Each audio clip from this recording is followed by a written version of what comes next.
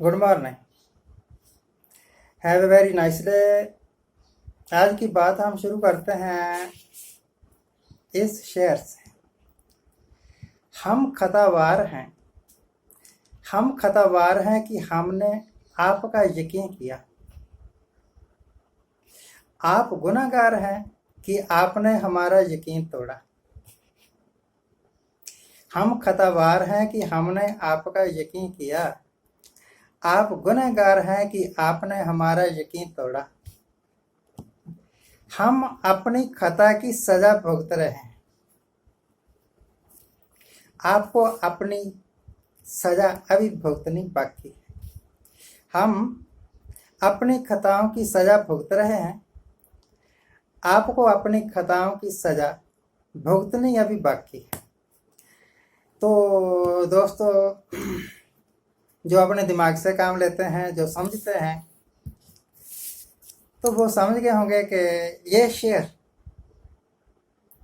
मैंने लिखा है, किसी का चोरी किया हुआ नहीं है। और शायरी में करता नहीं, अचानक दिमाग में आया और मैंने बोल दिया। हमने यकीन किया था कि मिस्टर नरेंद्र मोदी जैसे ये कहा करते थे कि जो 70 साल में नहीं हुआ वो हम कर देंगे। 70 साल में बहुत डेवलपमेंट हुई थी, पर इनकी निगाह में वो सारी जीरो थी। तो हमने सोचा कि हमें इनके दृष्टिकोण से सोचना चाहिए। हम का मतलब पीपल ऑफ इंडिया। अगर ये सारा कुछ जीरो है, अगर इनको बागडोर दे दी जाए तो ये तो हीरो हैं, ये तो कुछ भी कर देंगे। हो सकता है कि इनके राज में 5-7 साल में कोई ऐसा दिन आ जाए कि अमेरिका हमारे से साजो सामान मांगे, तोपे मांगे, टैंक मांगे, विमान मांगे, रिफाल विमान। हमारी गलती थी कि हमने यकीन कर लिया इनकी गप्पों का। मैं सोचा करता था कि ये विज्ञापनबाजी कुछ नहीं करती, परंतु विज्ञापनबाजी बहुत कुछ करती है भाई। ये टीवी पर छा गए। पैसे के जरिए ये टीवी को खरीद चुके थे और ये हमारे दिमाग पर छा गए टीवी के जरिए, अखबारों के जरिए, मीडिया के जरिए। जितना गुनाहगार हम हैं कि हमने इनकी बातों पर यकीन किया, उससे 10 गुना ज्यादा गुनाहगार मीडिया है। चाहे वो प्रिंट मीडिया हो, चाहे वो टेलीविजन मीडिया, कि उन्होंने इनकी गप्पों को सही ठहराया। हशर जो कुछ हो रहा है वो आपके सामने है, हमें कुछ बोलने की जरूरत नहीं है। मैं अपनी बात शुरू करता हूं गुरु नानक से। गुरु नानक देव जी महाराज आज से 550 साल पहले जब इस दुनिया में आए, उस वक्त हालात तो बड़े खराब थे ना। तो गुरु नानक ने, उस वक्त टीवी नहीं होते थे, उस वक्त अखबारें नहीं होती थी, उस वक्त रेडियो नहीं होता था। उस वक्त आप व्हाट्सएप के जरिए, फेसबुक के जरिए एक ही दिन में पूरी दुनिया में छा जाओ, ऐसा कुछ था नहीं। गुरु नानक साहब ने बड़ा सीधा साधा लिबास पहना, सीधी सादी जिंदगी बसर की। कई बार जंगलों में सो गए, कई बार किसी गरीब की झोपड़ी में सो गए। पाई लालो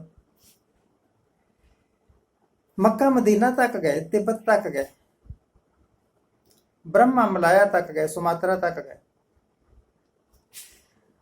पूरी दुनिया जितनी भी वो देख सकते थे देखी। बगदाद तक गए, तेहरान तक गए और दुनिया को समझा और दुनिया को उपदेश दिया वो जो कि उन्होंने प्राप्त किया था भगवान से प्रार्थना करके। God gifted him with strange knowledge, जो पहले कभी था नहीं। गुरु नानक साहब आए और चले गए इस दुनिया से।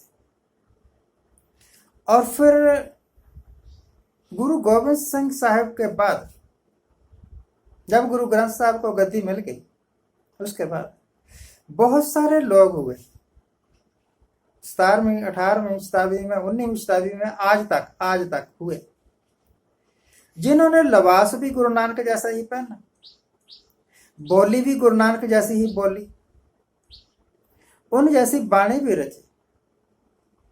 अभी भी हैं, खन्ने की तरफ के हैं। एक 2 लाइनें बोलते हैं गुरु ग्रंथ साहब की, और 2 लाइनें बोलते हैं अपनी बाणी की, कच्ची बाणी की। थोड़े थोड़े भग में कपड़े पहनते हैं, बड़े ही लंबे आदमी। परमेश्वर द्वार का क्या है भाई? गुरु नानक का सारा कुछ वो अपना लिया, जो कुछ गुरु नानक में देखा। वो कुछ भी नहीं अपनाया जो गुरु नानक समझाना चाहता था। इस करके आज तक बहुत सारे पाखंडी हुए, बहुत सारे पेखदारी हुए, कोई भी गुरु नानक नहीं बन सका।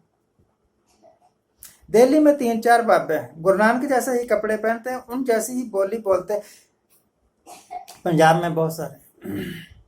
जिस वक्त ये लेक्चर देते हैं, जिस वक्त ये कीर्तन करते हैं, तो ऐसे लगता है कि गुरु नानक क्या दयालु रहे होंगे अपने जमाने में, ये तो गुरु नानक से भी ज्यादा दयालु लगते हैं। जब संगत चली जाती है, उस वक्त सबसे पहले ये मायाधारी माया गिनते हैं कि कितने पैसे आ गए। इस बार जो हमने समागम किया था, उसमें घाटा कितना या नफा कितना हुआ, इसी करके ये जीरो थे, जीरो ही रह गए। जब तक ये जिंदा रहते हैं लोग, तब तक इनके आगे मत्था टेकने वालों की भीड़ लगी रहती है। जब ये मर जाते हैं 10 साल बाद, इनको कोई पूछता भी नहीं। तो एक हुआ गांधी, महात्मा गांधी, जिसको आप लोग बापू कहते हैं। मैं कभी नहीं बापू कहूंगा, क्योंकि मुझे पता है कि मेरा बापू कौन है। शारीरिक रूप जिसने दिया, वह मेरा बापू सरदार नत्था सिंह उर्फ गुसाम। और ये पहरावे का स्वरूप जिसने दिया, वो मेरा बापू गुरु गोविंद सिंह। इसके अलावा हम तीसरे को क्यों कहें बापू? आप कहिए, आपको मुबारक। पर गांधी में कुछ विशेषताएं थी कि गांधी बन गया। मोहनदास से, करमचंद गांधी से गांधी बन गया, लंगोटीधारी फकीर। एक हुए जवाहरलाल नेहरू। इस वक्त जितने के भी लीडर्स है ना, चाहे बीजेपी वाले हों, चाहे को आरएसएस वाले तो मेरा ख्याल है ही सारे अनपढ़, या कांग्रेस वाले या एसपी वाले, उन सब से ज्यादा पढ़ा लिखा अगर कोई था तो वो जवाहरलाल नेहरू था in the history of politics. उसके पिताजी भी बहुत पढ़े लिखे थे। तो एक लर्न परिवार में एक बच्चा पैदा हुआ जो कि बहुत लर्नड बना। वो कुर्बानियों का मुजस्समा बन गया। उसने अपनी जिंदगी में जो कुछ भी कमाया था देश को दे गया। सालों तक जेल में रहा। अब वो चले गए, आए और चले गए दुनिया से। अब उनके जाने के 50 साल बाद, 50 ही हो गए होंगे, कितने हो गए होंगे, हाँ चलो लगभग अप्रोक्सीमेटली 50 साल बाद, हमारे सुल्तान आजम हिंद सोचते हैं दिमाग में कि वो स्थान प्राप्त कर लें जो गांधी का है। उनको लोग वैसे ही समझें जैसे लोग नेहरू को समझते थे। तो बाबे पूंडा वाले जी, नेहरू सिर्फ नेहरू था, उसके बाद ना कोई हुआ ना कोई होगा। गांधी सिर्फ गांधी था, उसका स्थान कोई नहीं ले सकता। उसी तरह जिस तरह नानक सिर्फ एक था, दोबारा कोई नानक नहीं बन सके। पखंड करते रहो, पेख धारते रहो। तो हम खतावार हैं कि हमने आपका यकीन किया, आप गुनाहगार हैं कि आपने हमारा यकीन तोड़ा। हम अपनी खताओं की सजा भुगत रहे हैं साथी, आपको अपनी सजाओं की सजा अभी भुगतनी बाकी है। आज के लिए इतना ही। समझ सको तो समझ लो कि मैं क्या कहना चाहता हूं, नहीं समझ सको तो कोई बात नहीं। मैं अपने आप को समझा लूंगा कि मैं जिनके आगे अपनी बात रख रहा था वो भी उतना ही गवार है जितना गवार मैं आज के सिस्टम को समझता हूं।